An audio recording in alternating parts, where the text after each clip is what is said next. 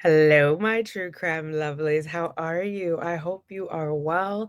I hope you are as lovely in life as you are in my mind. All right, we're going to look at Lori Vallow Daybell's sentencing. I am not going to go through all of the victim impact statements.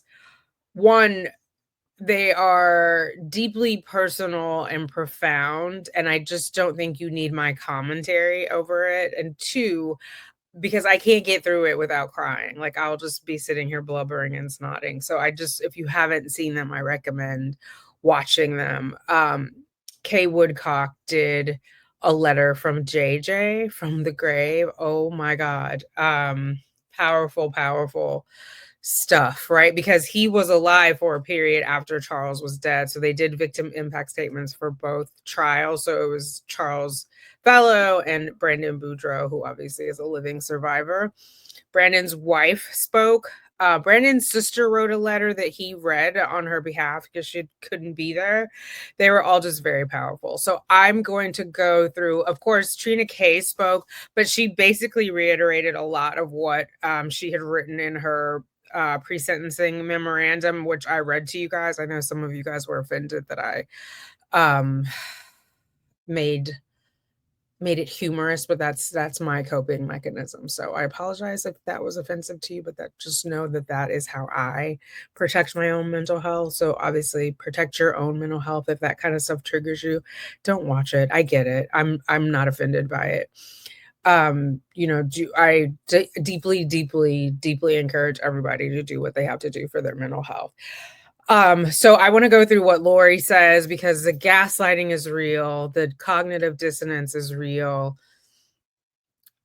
her victimhood is real, and then we'll go right into Judge Beresky's beautiful sentencing oration. I don't know what else to call it. It was like elegant and also spicy, which I was a fan of. I was just a fan of. So I'm going to run the intro. We're going to thank all of our members. I want to thank you for being here. I appreciate you. If you enjoy it, consider giving it a like. If you really enjoy it, subscribe and come and hang out with us. I will see you on the other side of this intro.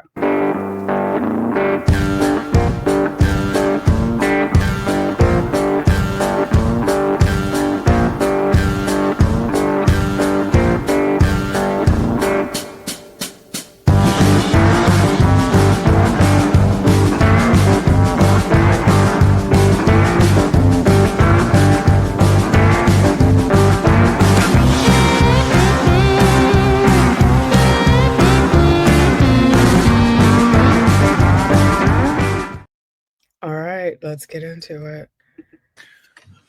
Would the defendant like to address the court or present any witnesses? Yes, Your Honor. Can I remain sitting? Go ahead.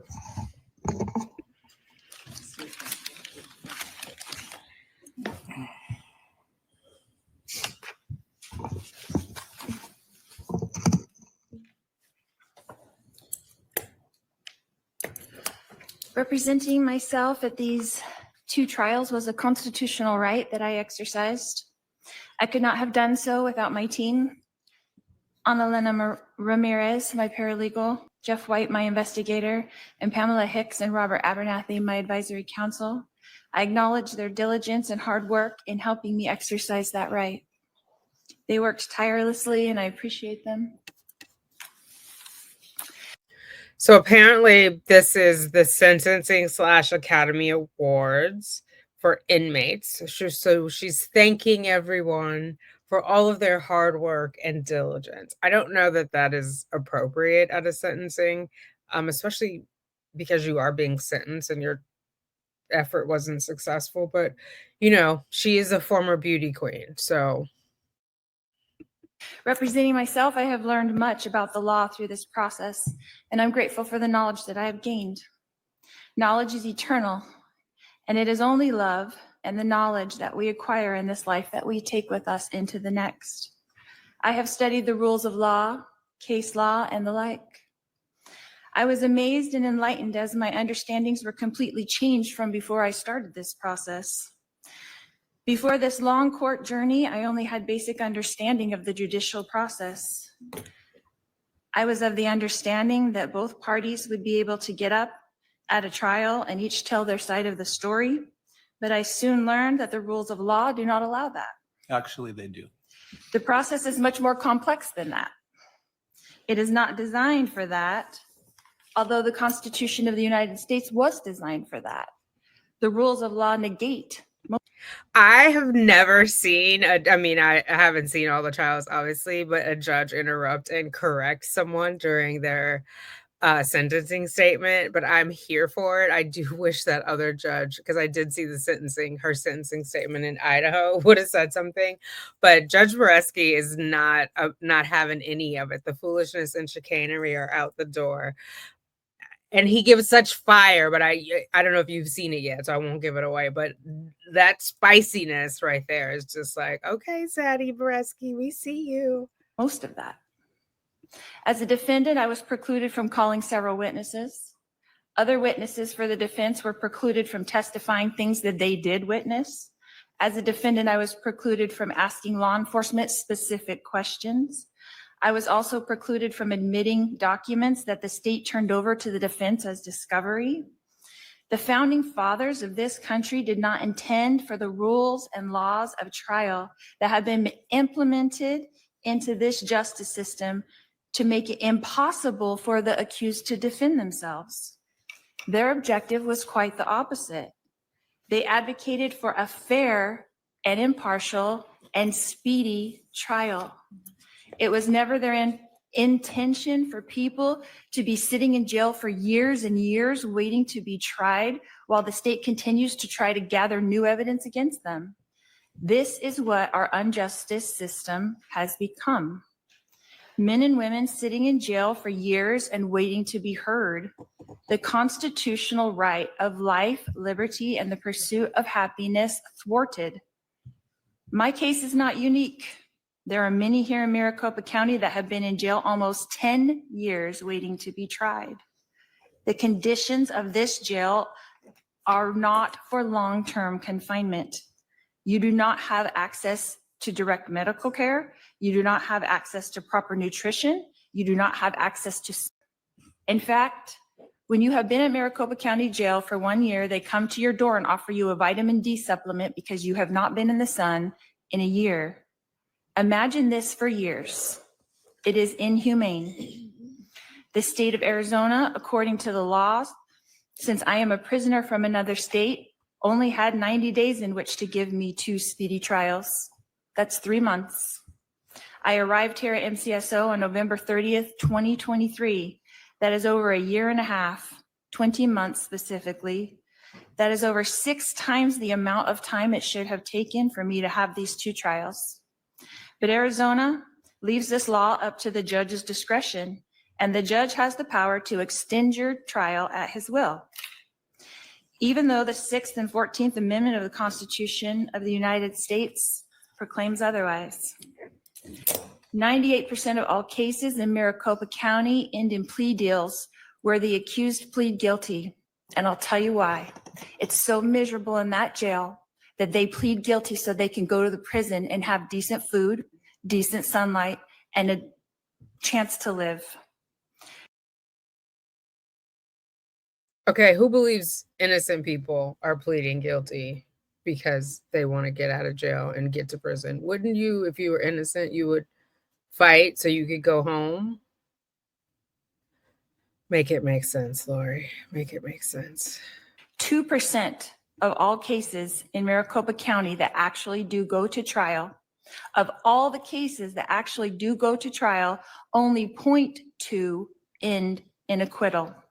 That is 1 out of 1,200 people who go to trial go home. That's actually not the correct stat. Is that a system designed to convict you? The rules of law governing trial assure that. As you witnessed in my 2 cases, the judge supports the state to achieve this outcome. So here we are, the state of Arizona has accomplished its intention. 1, to extradite me from Idaho. 2, to convict me. And 3, to add to my ledger of lifetimes. The state used countless taxpayers' money to transport. Is that with pride, her ledger of lifetime? She has 5 life sentences. So after this, she'll have 7, but it almost is like a humble brag. Like, are you proud, ma'am? Those are for children and an innocent wife that you were complicit in helping her husband cheat on her. Support me, house me, millions of dollars to wrongly convict me on 2 charges that they made sure judicially that I could not defend myself against. I know political aspirations, raises, and job promotions were at stake. So congratulations. I was convicted in the media long before I went to trial. We all know that there was no way for me to come to Arizona and get a fair, impartial, or speedy trial. And now that fact has been proven. The state of Arizona brought me here when I was already serving 5 life sentences. Now I will serve 7 life sentences. Will that be enough? Will that be enough? I want everyone to know that I mourn with all of you. I am sorry for your pain. Losing those close to you is painful, and I acknowledge all of the pain, and I do empathize. I feel it too. If I was accountable for these crimes, I would acknowledge it. She doesn't apologize to Brandon, though, right? Because he didn't lose. In his case, no one died, but the anxiety that he talks about and the lack of trust and fear that he has, she doesn't apologize for that in any way. I mean, her apology for losing a loved one is half-hearted, but at least she's acknowledging that they have a loss. She doesn't acknowledge Brandon's loss. And I would let you know how sorry I was. But I have witnessed for myself what it is like to leave this mortal existence and return home when I temporarily died in the hospital giving birth to my daughter, Tylee. When our spirit leaves our body and we return to the pure energy state in the spirit world, we immediately no longer feel hate, anger, envy, or resentment. I promise you. We come to earth to experience these emotions, but these emotions are immediately replaced by a blissful, heightened sense of peace, love, joy, and well-being.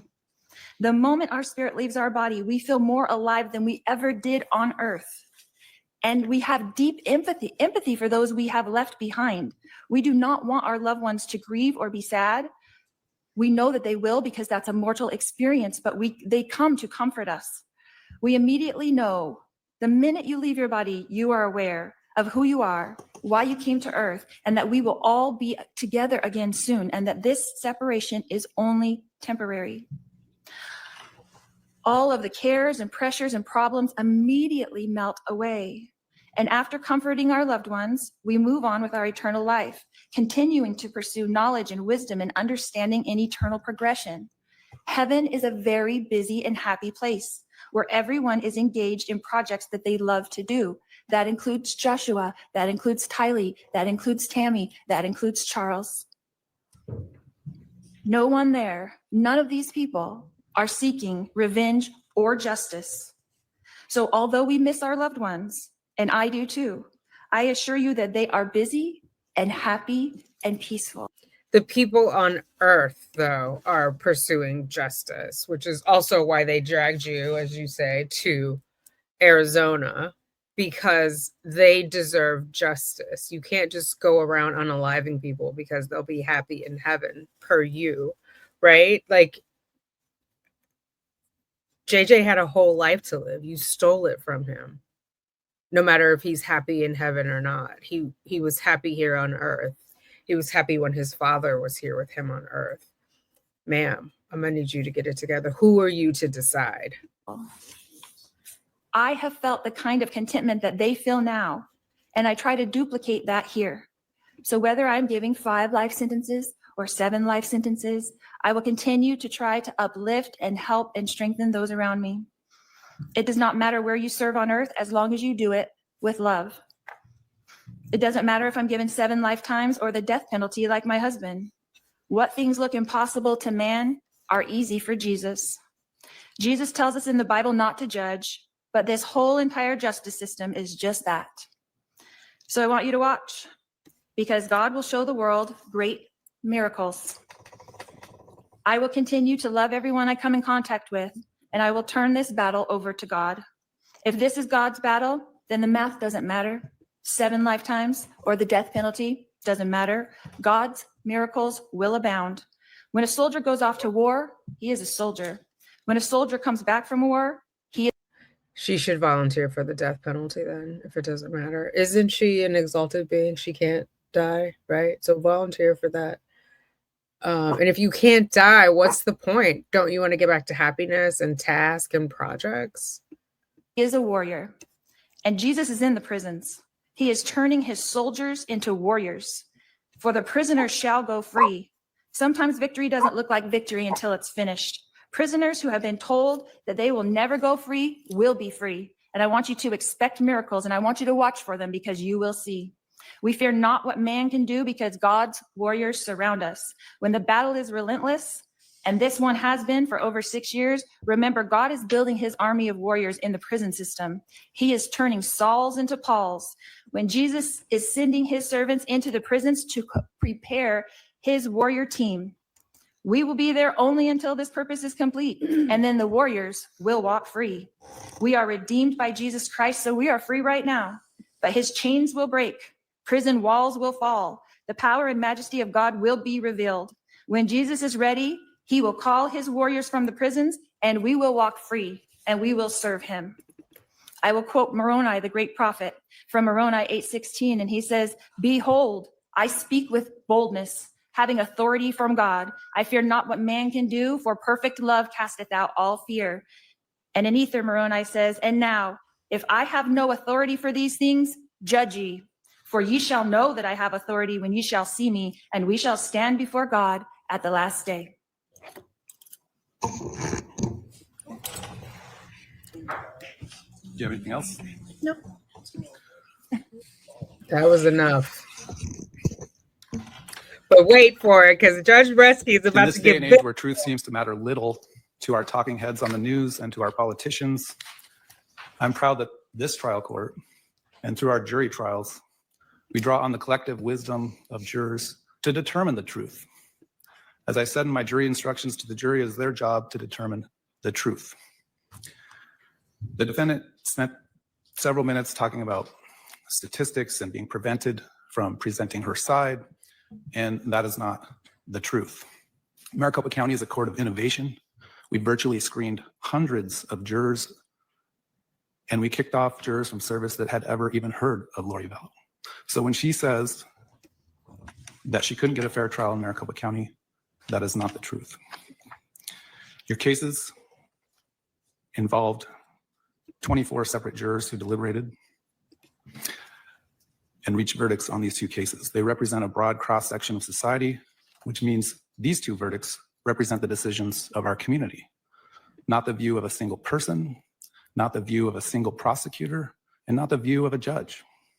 The collective decision-making of juries helps to reduce individual biases and errors in judgment. 12 jurors in the first case unanimously agreed that proof beyond a reasonable doubt established you conspired to kill Charles Vallow. And 12 separate jurors in the second case, again, with no prior knowledge of you whatsoever, no knowledge of your notoriety, unanimously agreed you conspired to have Brandon Boudreaux killed. Many people have asked why the state bothered to extradite you and bring you to Arizona, given the sentences that you received in Idaho. Trials are not just about seeking accountability or punishment from those who have committed crimes, but to give the victims of crimes justice and acknowledgement of the impact of being a victim. Justice demands not only recognition of the pain inflicted, but a firm response that upholds the dignity of every victim harmed by the actions of someone who has shown blatant disregard for humanity. You've left a wake of destruction stretching from Louisiana, across Texas, Arizona, up to Idaho and back again. Anytime a person victimizes a single individual, the ripple effects of their actions extend far beyond the immediate harm. And you have not victimized just a single victim, but many. You've shattered lives, you've undermined trust, you've sowed fear in the hearts of many. I can't imagine what Brandon and his family went through for those months, hiding, Charles's family wondering who's next, is someone coming for them?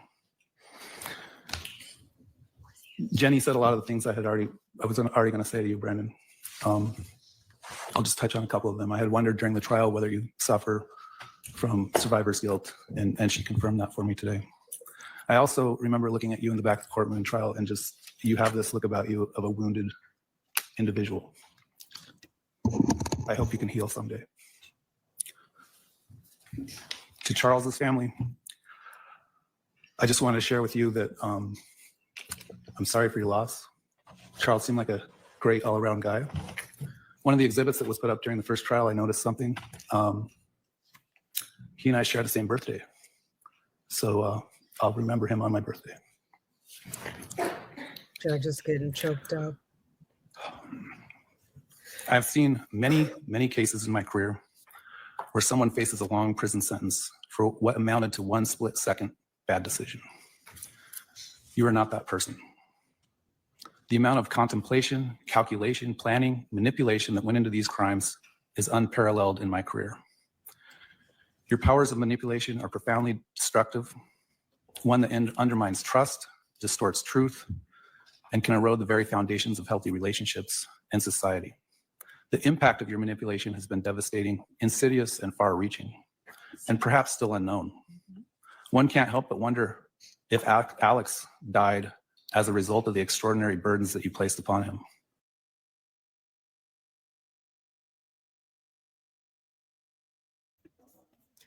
Tell the truth and shame the devil. Oh my God. And unknown. Like, we don't know if anybody else is dead because of Lori and or Chad and or Alex, you know? Like, the judge is telling it like it is. No one will ever know. You preyed on the vulnerability of those around you, JJ, Tylee, Alex, Melanie, others. And today I heard about Colby. You specialize in exploiting the empathy and goodwill of others, turning those virtues into tools of control and harm. I think that over time, as a result of being subjected to your manipulation, those people lost their sense of self and their ability to distinguish truth from falsehood. In the face of such profound damage, a long prison sentence is not merely a punishment. It is a necessary affirmation that our society values justice, protection, and the sanctity of human life. You just referenced a Bible verse or a verse recently about the prisoners shall go free. That is not a literal verse. That is a verse about people that accept Jesus can be in prison and they will go free when they die and go to heaven. But it will take an act of God for you to go free. In short, you should never be released from prison. Eventually, the camera that you seek out so much, the media request. And I think also an act of God for you to go free, including going to heaven, right? It's going to take an act of God, because how she thinks she is anointed, chosen, he's setting the record straight. Nobody believes you, ma'am.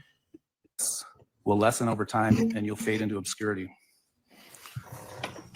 The state has requested that I find additional aggravation. The court does find that in CR 2021-001704, the offense was committed in the expectation that you would receive pecuniary gain.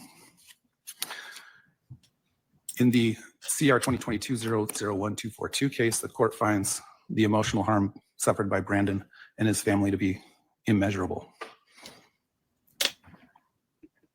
The sentences on those aggravating factors alone will be justified. The state also asked to find an aggravating factor of a prior felony conviction within 10 years of this offense. However, I'm hesitant to do that just because of the way that statute reads, that the offense had to be committed before the date of the offense on these two crimes, which it wasn't. So the court will decline. So this, I might be splitting hairs, but I feel like, yes. So for Charles, that's true because he was the first one who was murdered. But for Brandon, she was convicted already of the murders of the children and Tammy. Although, wait, no, because Tammy wouldn't have happened yet, right? Because the children would have, but yeah, okay. I mean, she's getting 2 life sentences, so it's neither here nor there. But yeah, I guess I see. I would think though for Brandon, because I do believe the children were already dead when the attempt was made. But I'm just splitting hairs. trying to find that aggravating factor. However, as I said, the substantial amount of harm to the victims and the victim's family, emotional, financial, and otherwise, are immeasurable and justifies consecutive sentences. Ms. Vallow, what's your position on Ms. Woodcock's restitution request of $8,949.52? I just received it from my advisory council, and I'd like to get a chance to look at it. So I know that the restitution from Brandon hasn't been turned in yet, so we'll look at that and I can discuss it with my advisory council. Would you want to waive your appearance for a restitution hearing in the future and have your counsel handle that? I don't see why I couldn't appear by Zoom. Nope. I think my request would be just to leave, not waive her appearance at this time, but if there ends up being some restitution hearing, I can reach out to her and decide if she wants to be here for that. I'm not going to have her extradited from Idaho for a restitution hearing if she wants to appear. So that's my issue here.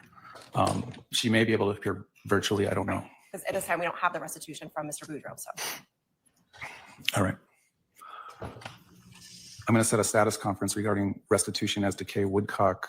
We'll set that in a few moments. If you agree to it prior to that date, we'll vacate it. If not, we'll have to talk about setting a restitution hearing.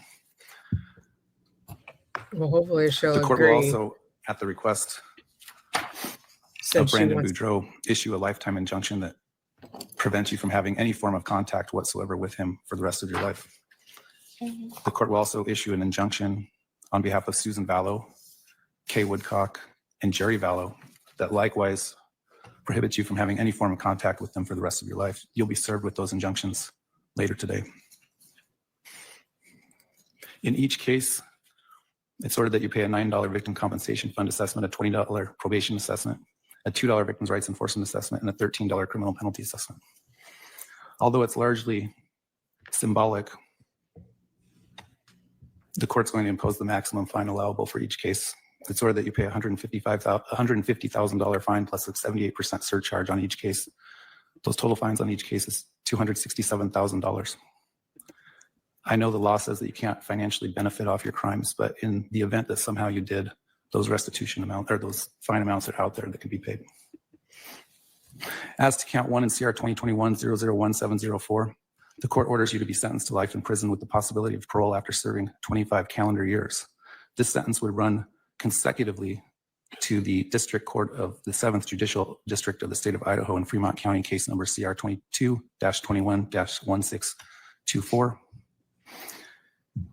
As to count 1 in CR 2022-001-242-001, it's ordered that you be sentenced to life in prison with the possibility of parole after serving 25 calendar years.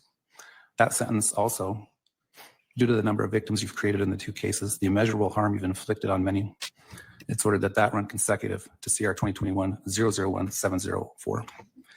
Because these sentences are consecutive to one another and consecutive to the Idaho case in which you are currently serving a sentence, you're giving 0 days credit for time served.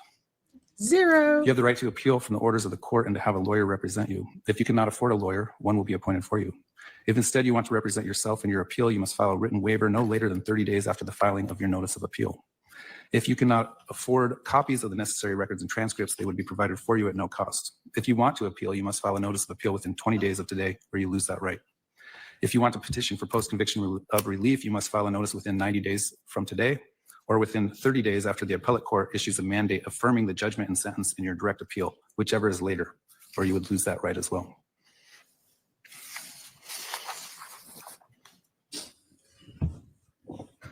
It's ordered remanding you to the custody Department of Corrections effective today to carry out those sentences.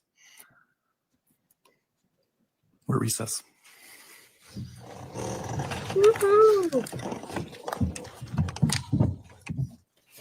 All right. Yeah. So he got biblical on her. He was letting her know that is not, you are misinterpreting Bible verses. It's not the first, but on this record, it's going to be the last. Lori, right? We can't do that. Let's go. Everyone out now. So they said, let's not do that. That I In this day believe and age where truth was purported to be a relative of Tammy's. I can't remember if it's her sister or not, but she said Rotten Hell, and then Lori immediately winked like she had that one locked and loaded. Let her not miss a media moment. Yeah, so that was it. But if you haven't seen all the victim impact statements, I highly recommend it. Get your tissues ready because it's powerful. The judge was getting choked up. I mean, you saw him there in his as he gave out her sentence, but during the impact statements he did too. I mean, he's human and they were powerful. Like, this woman has done so much damage. I hope Melanie is getting help. I also hope that she's brought to justice, but she was manipulated. You notice the judge mentioned Alex as also a victim.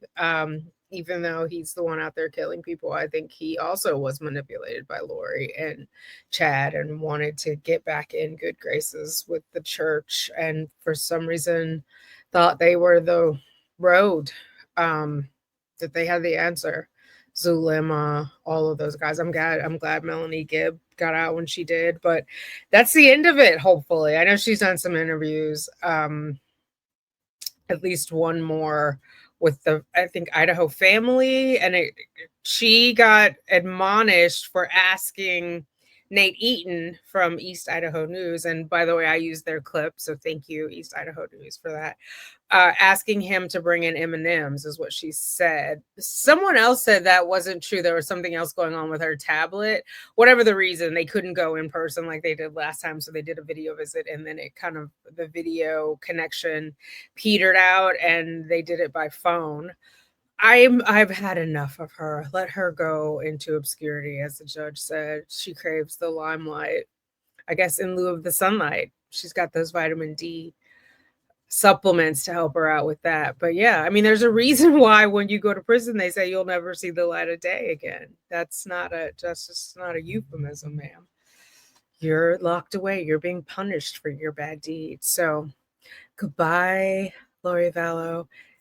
Let me know if you guys saw some of the victim impact statements or if it's too much. Again, protect your mental health because they are heavy, but they were very, very powerful. And I have to imagine cathartic, like when Brandon did his, first he read his sister's letter, and she did talk about his survivor's guilt in that letter, which is what the judge was referencing. And then he did his own, and it was just powerful. But I also felt it was freeing, and that's why I'm glad they had the trial. I know a lot of people still, like as the judge referenced, don't understand why, but that's got to be cathartic, like that someone is held accountable for how they tormented you. Do you know? I wish him the best with both he and his wife. She did a powerful impact statement. Did you watch any of them? If you did, what did you think? Let me know down below. I will talk to you later. Toodles.